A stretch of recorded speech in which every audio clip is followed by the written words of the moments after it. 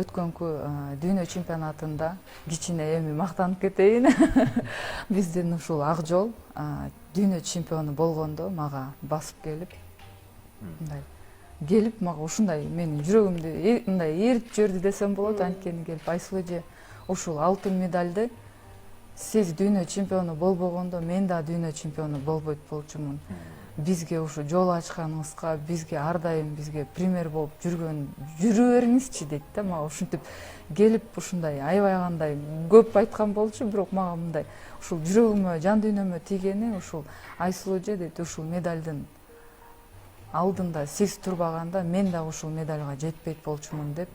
Бул айтып атпайбы, сиз качан 2019 Астанада дүйнө чемпионатында алтын медаль алганда дейт, мен ошол учурда Ак Жол травма алып калып Германияда операциядан кийин өзүнүн бөлмөсүндө болчу экен.